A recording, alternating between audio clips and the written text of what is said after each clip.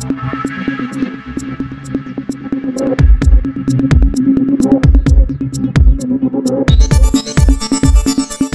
اللہ الرحمن الرحیم. ناظرین، پروگرام کرنٹ افیئر کے ساتھ آپ کا میزبان سید آصف علی ہمدانی حاضر خدمت ہے. ناظرین، میں نے گزشتہ کئی ویلاگز میں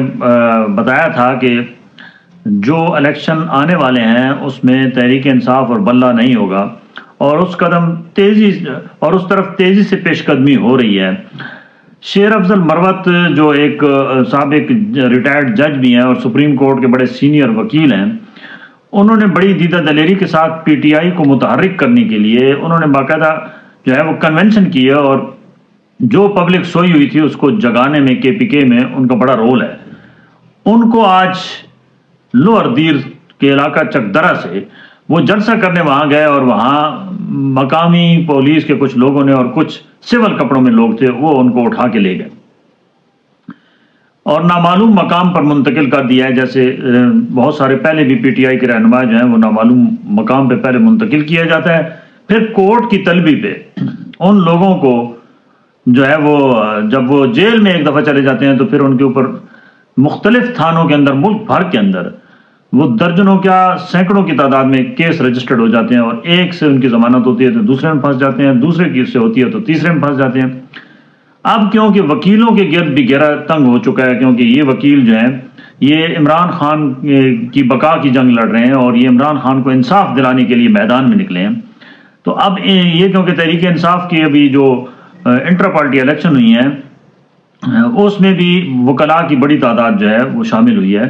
اور ان کو باقاعدہ عہدے دیے گئے، اور یہ ان کو مرکزی نائب صدر بنایا گیا تھا تحریک انصاف کا، اور یہ کے پی کے کا سارا ٹاسک انہی کے پاس تھا کہ یہ جا کے جلسے کریں گے، کنونشن کریں گے. ابھی تو ورکرز کنونشن پہ ان کا تھوڑا سا جو ہے وہ ٹیسٹ کیا گیا تو وہ بڑی تعداد میں نوجوان جو ہے وہ باہر نکلے،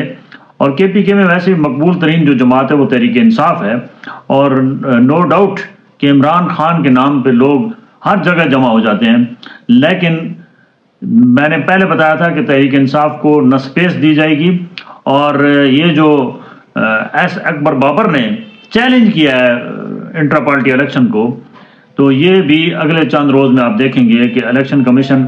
ان جو پارٹی الیکشن ہوئی ہیں اس کو کالعدم قرار دے گا اور بلے کا نشان ان سے لے لے گا. اب کیونکہ الیکشن کی ڈیٹ جو قریب آ رہی ہے تو جوڑ توڑ بھی زور و شور سے جاری ہے. آج پیپلز پارٹی کے جو چیئرمین ہیں اپنا آصف علی زرداری، ان کی جو ملاقات ہوئی ہے وہ عوامی نیشنل پارٹی کے جو ہے وہ احمد ولی خان سے ہوئی ہے، اور اس بات پہ اتفاق کیا گیا ہے کہ خیبر پختونخوا میں جو ہے وہ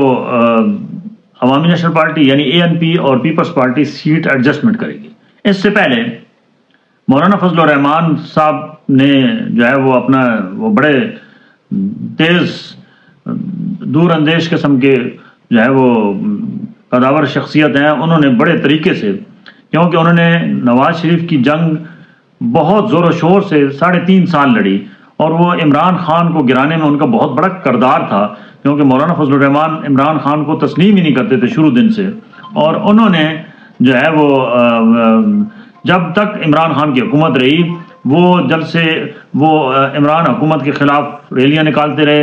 وہ مختلف فورم کے اوپر جو ہے وہ جوڑ توڑ کرتے رہے، پی ڈی ایم بنائی، پی ڈی ایم کے اندر سے جناب وہ معاملات طے کروائے، طاقتور حلقوں سے جو ہے وہ مذاکرات کیے، اور مولانا فضل الرحمان نے صحیح طریقے سے عمران خان کو گھیر کے بالآخر گرانے میں وہ کامیاب ہوئی. تو اب مولانا فضل الرحمان کیونکہ ان کو پتہ ہے کہ اگلا جو اقتدار کا جو وہ پگ ہے وہ نواز شریف کے سر پہ رکھ دی گئی ہے، تو انہوں نے وہ موقع محل کا پورا فائدہ اٹھاتے ہیں. انہوں نے رائے میں جا کے عمران خان نواز شریف سے ملاقات کی، اور باقاعدہ طور پہ جے یو آئی اور نون لیگ کا اتحاد ہو چکا ہے، اور مولانا فضل الرحمان نے ساتھ اپنی بھی کہانی ڈال دی کہ اگلا صدر میں ہوں گا، نواز شریف وزیر اعظم ہوگا. اس طریقے سے اس فارمولے پہ بھی نواز شریف نے کچھ ٹائم مانگا ہے کہ اس پہ ہمیں سوچنے دیں. پہلے ہم ایک دوسرے کے ساتھ مل کے الیکشن مل کر جو ہے وہ لڑیں گے، تو اتحاد جو ہے وہ تیزی سے بن رہے ہیں۔ اسی طریقے سے بہت سارے تحریک انصاف کے لوگ جو ہیں وہ مسلسل جو چھوڑ رہے ہیں، اپنے اپنے حلقے چھوڑ رہے ہیں۔ ان کے جو شوکت ترین تھے وفاقی وزیر خزانہ، وہ بھی آج پارٹی کو خیر آباد کہہ گئے ہیں۔ اس کے علاوہ واسق قیوم ڈپٹی اسپیکر تھے، وہ بھی خیر آباد کہہ گئے ہیں۔ یعنی کہ بہت سارے لوگ جو ہیں وہ اپنے وہ خوف کے مارے کہ ہمارے اوپر جو ہے وہ الیکشن لڑنے کی بھی پابندی نہ لگے اور ہمیں اندر بھی نہ کیا جائے، وہ چھوڑ کے کوئی استحکام پاکستان پارٹی میں جا رہا ہے اور کوئی یہ اعلان کر رہا ہے کہ ہمارا سیاست سے کوئی لینا دینا نہیں۔ اس قسم کی جو یہ انتقامی سیاست ہے، اس نے ہمارا بیڑا غرق کیا ہے، اس ملک کا جمہوریت کا بیڑا غرق کیا ہے۔ پولیٹیکل سسٹم آج تک سٹیبل اس لیے نہیں ہو سکا کہ ایک جماعت دوسرے جماعت کی دشمن بن جاتی ہے، اور جب وہ اقتدار سے اترتی ہے تو جس جماعت کے ساتھ جو ظلم زیادتیاں کی جاتی ہیں وہ پھر جب جماعت آتی ہے تو وہ اپنا حساب کتاب ان سے لینا شروع کر دیتی ہے۔ اس تمام کھیل میں یہ ایک دوسرے کو نیچا دکھانے والے کھیل میں سب سے بڑا نقصان عوام کو ہوتا ہے، کیونکہ عوام کو جو خوش کن نعرے اور جو سہانے خواب دکھائے جاتے ہیں ان کی طرف توجہ ہونے کے بجائے جو اقتدار میں آتا ہے وہ اپنے مخالف کو جو ہے وہ کیفر کردار تک پہنچانے اور اسے کمزور کرنے کے لیے کسی حد تک بھی وہ چلا جاتا ہے۔ تو اگر یہی صورتحال رہی تو عوام کا اعتماد سیاست سے اٹھ جائے گا، جمہوریت سے اٹھ جائے گا، اور عوام اس قسم کے الیکشن کنٹرول کسی بھی الیکشن کو عوام تسلیم نہیں کرے گی۔ اور پیپلز پارٹی کے بلاول بھٹو نے بھی واضح کر دیا ہے کہ اگر کنٹرول قسم کی جو ہے اگلا سیٹ اپ بنانے کی کوشش کی گئی تو ہم میدان میں ہوں گے اور ہم کسی صورت بھی اس کو برداشت نہیں کریں گے، اور نہ ہی کوئی الیکشن کے اندر جو لگایا جاتا ہے ہر دفعہ کہ الیکشن جو ہے وہ ریگنگ ہوئی ہے۔ انہوں نے کہا کہ اس دفعہ اگر کرنے کی کوشش کی گئی ہے 2023 ہے تو ہم سختی سے نمٹیں گے اور میدان میں آئیں گے اور کسی صورت بھی اس سسٹم کو نہیں چلنے دیں گے۔ تو یہ نقصان کس کا ہوگا؟ پھر عوام کا ہوگا۔ اگر کمزور حکومت بنی پھر عوام کے اوپر وہی مہنگائی، وہی بیرونی کبھی بھی سرمایہ کار جو ہے وہ پاکستان میں جب تک استحکام نہیں آئے گا، جب تک مستحکم اور دیر پا حکومت نہیں بنے گی تو کبھی بھی کوئی انویسٹر پاکستان میں آ کے انویسٹمنٹ نہیں کرے گا۔ کوئی جو آپ کے جو برادر ممالک ہیں جو آپ کو سپورٹ کرتے ہیں وہ آپ کو سپورٹ نہیں کریں گے، اور اسی طریقے سے IMF بھی پھر اپنی شرائط جو ہے وہ کمزور کے اوپر، ظاہری بات ہے شرائط اگر ایک مقروض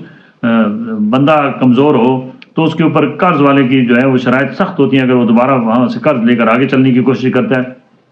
تو سیم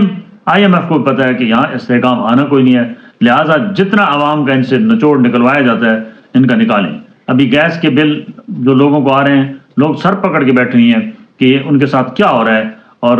بہت برے حالات ہیں، اور بالکل جو ایک کاروباری پہیہ ہے وہ بازاروں کے اندر آپ دیکھیں، آپ فیکٹریز کو دیکھیں، وہاں پہ برے حالات ہیں، اور ظاہری بات ہے گیس مل بھی نہیں رہی ہے، اور جو گیس مل رہی ہے وہ اب 11 گنا زیادہ اس کی قیمتیں کر دی گئی ہیں، اور اس طریقے سے عوام کے اوپر بجلی بل کے بعد اب جو ہے وہ گیس بل کی صورت میں بم گرایا جا رہا ہے۔ اس سے عوام جو ہے وہ بڑے سخت پریشان ہیں۔ اس طرف حکومت کو پوری توجہ دینی ہوگی، اور الیکشن کمیشن جو ہے وہ اپنی ذمہ داریاں نبھائے، اور تمام جتنی بھی پولیٹیکل پارٹیز ہیں ان کو الیکشن لڑنے دیں۔ اس ملک کے استحکام کے لیے بہت ضروری ہے۔ بہت شکریہ، اپنے گرد و نواح کے لوگوں کا خیال کیجیے گا۔